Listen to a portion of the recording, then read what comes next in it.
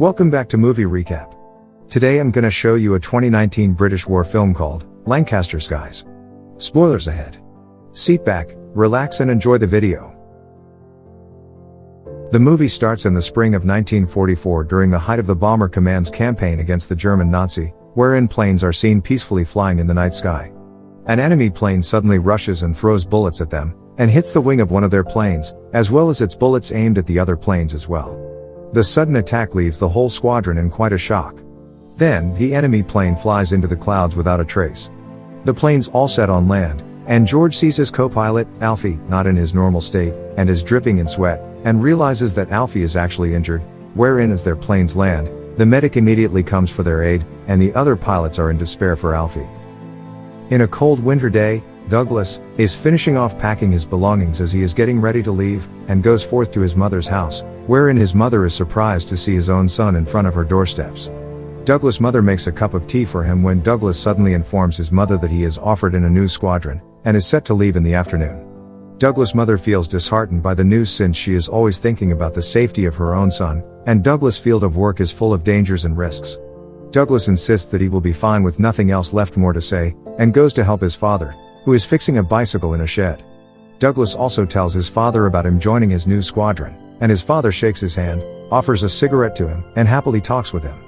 Their merry conversation is interrupted by Douglas' mother, who asks Douglas to come with her. As Douglas follows his mother, he stumbles upon his younger brother's old room, which is full of drawings and figurines, which are all about being an aircraft pilot. Whilst Douglas is looking through the room, a memory of Ron, Douglas' younger brother, suddenly flashes back wherein it shows how their mother disagrees about Ron's profession even from the beginning, and refuses to send him away. Douglas' mother ushers Douglas to the train station to bid farewell to her son, and looks at Douglas back with an inevitable sorrow in her eyes. In a bar, there rest the other aircraft pilots, drinking beers and playing darts. George starts to tease Charlie in being a mama's boy, alongside with the other pilots, in which Charlie starts to be hot-headed in the situation. As Charlie stands up from his chair, he suddenly bumps into a big man that starts to mock and belittle the aviation army's profession, in which Charlie as well as George feels irritated by the big lad's sudden comments to them. George starts to demonstrate to the big man that in flipping a coin the head decides that the aviation army lives, and the tail decides that they die. Then George concludes that their field of work may seem easy for them, but just like the luck of flipping a coin, their lives are also at risk any time.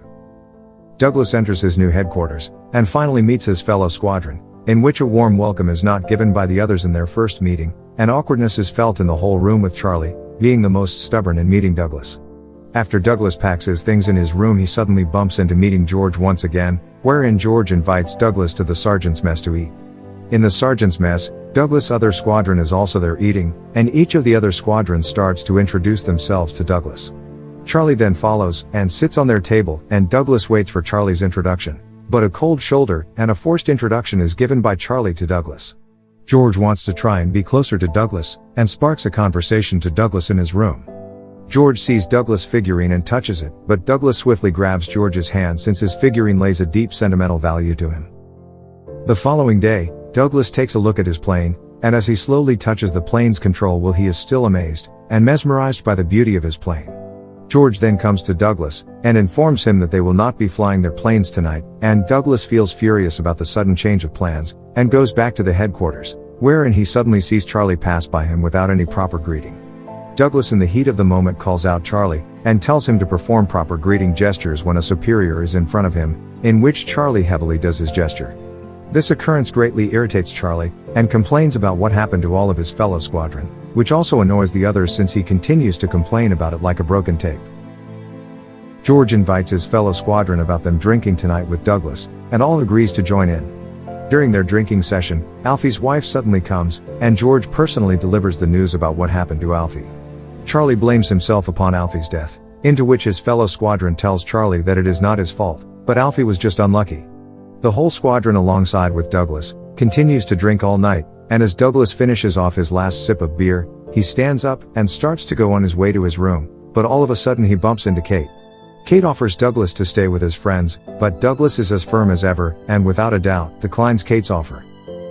The following morning, Douglas and George walks together in the hallway. Then all of a sudden, George asks about what Douglas and Kate is talking about last night, in which Douglas refuses to answer. Douglas also replies furiously to George about not wanting to waste his time, and he is there for the war and not to get drunk every night like them, wherein George tells him that his attitude will surely be his downfall.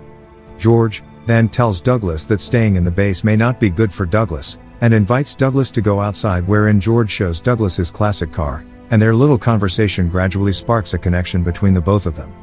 Kate and Joe visits Peter, wherein Kate tells him about how odd Douglas is, but a complicated person like Douglas highly piques the interest of Kate.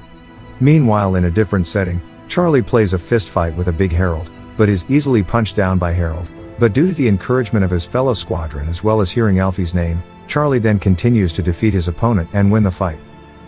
As George is fixing up his hair, he invites Douglas to come and enjoy the night with them in a bar, but as expectedly, Douglas refuses and tells him that he has some work to do.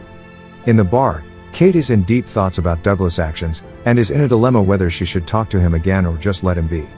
As the night gets darker, and their drinks get heavier, Douglas decides to follow them to the bar, but he sees Charlie along the way, and Charlie unexpectedly pukes on Douglas' shoes, in which his fellow squadron and Kate timely sees what is happening. Douglas quickly commands the others to go help Charlie, and gives them money for a ride in a taxi. Kate also sees an opportunity to talk to Douglas, so she compliments Douglas' kindness, and earned a smile from Douglas' face. While George and Douglas are eating, Kate then goes to them, and invites them to watch the Laurel and Hardy show in the afternoon, but George, being a cheeky guy, refuses to go so that Kate and Douglas can go together. In the end, Kate and Douglas watch the show together, wherein Douglas gradually shows his true colors to Kate, and even makes fun of the old man Patrick about him snoring loudly during the show. After the show, Kate and Douglas continues to walk together, to go back to their base with Kate's hand holding onto Douglas' arms.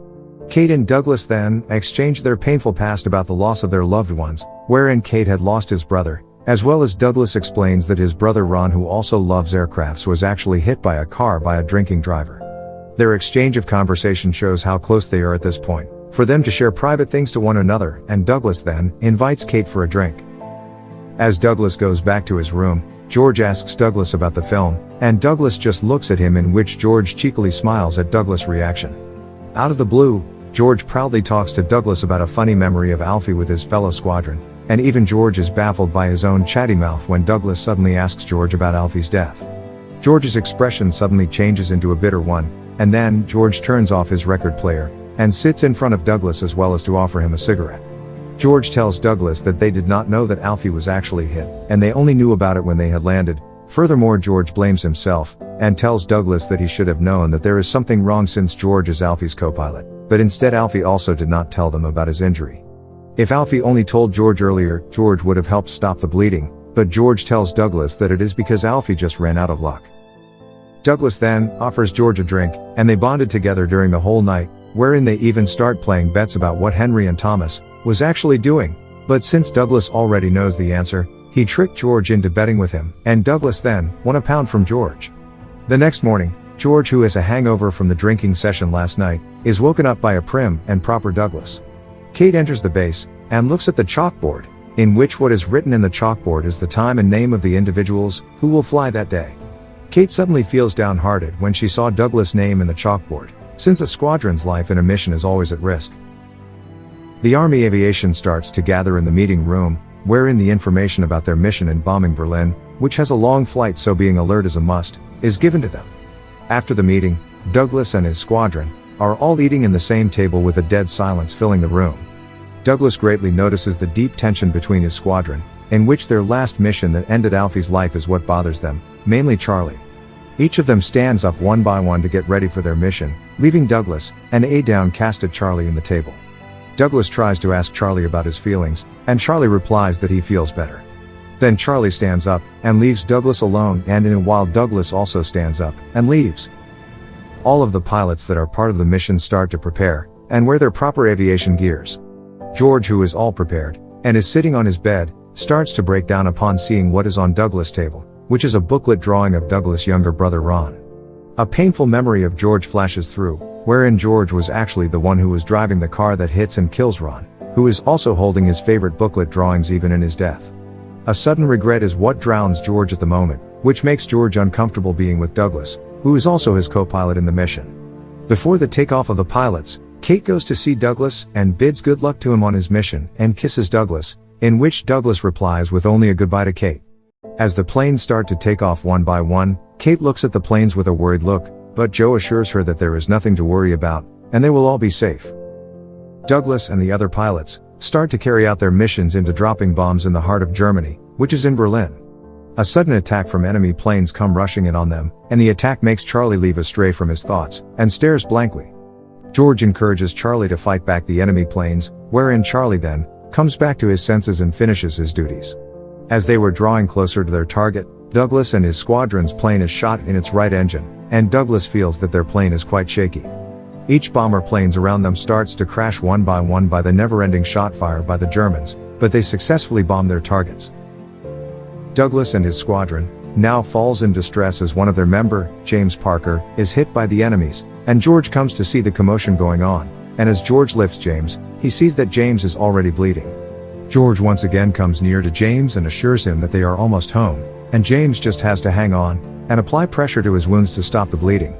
Douglas then informs his squadron about the problem he is encountering, wherein due to the damage of their planes, he cannot assure all of them that he can land their plane safely, so they have to prepare their parachutes to get ready to bail out of their aircraft. With their hands above their heads, and fear as well as tears fill their eyes, all of them start to brace for the impact of their landing, and what will happen to them. Douglas, with fear also seen in his eyes, asks for George's hand, and tightly shakes it, as if assuring that they are all in this together. Douglas then lets out the phrase, "On a wing and a prayer," in which George, who is also familiar by the phrase, and finishes it by saying, "Knights of the Air," which is actually the phrase that is written in Douglas' younger brother's booklet drawing about being a pilot. The movie ends with a cliffhanger without the audience knowing what happened to Douglas and his squadron, but as it is based in real life, out of 125,000 pilots that flew under the Bomber Command, more than 55,000 have lost their lives during the World War II. This film is dedicated to all of the men and women who had bravely served under the Bomber Command. Thank you for watching. Subscribe for more videos like this to help the channel out. Have a nice day.